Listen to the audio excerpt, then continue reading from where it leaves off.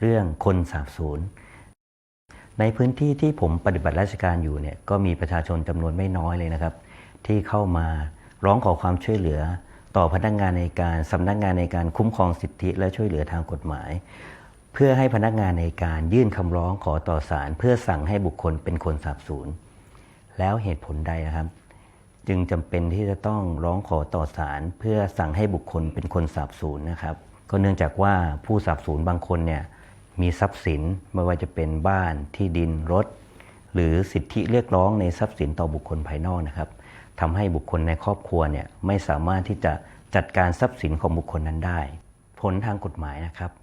ที่จะสามารถร้องขอต่อศาลนะครับหลักเกณฑ์ทางกฎหมายนะครับก็มีอยู่ด้วยกัน2เหตุด้วยกันนะครับเหตุปกติและเหตุกรณีพิเศษนะครับ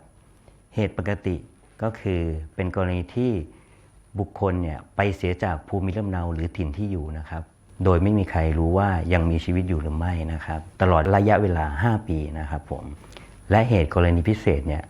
ระยะเวลาก็จะลดลงเหลือ2ปีนะครับนับแต่วันที่การรบหรือการสงครามได้สิ้นสุดลงและบุคคลนั้นได้สูญหายไปจากการรบหรือการสงครามนั้น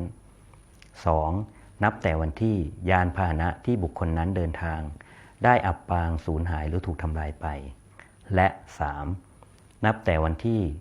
เหตุพยานอันตรายอย่างอื่นนอกจากที่กล่าวไปแล้วนะครับได้ผ่านพ้นไปและบุคคลนั้นได้สูญหายไปจากเหตุพยานอันตรายนั้นนะครับเช่นแผ่นดินไหวหรือสึนามินะครับผมและผู้มีสิทธิ์ร้องขอในการยื่นคำร้องเพื่อให้บุคคลใดเป็นคนสาบสูญเนี่ยก็จะมีอยู่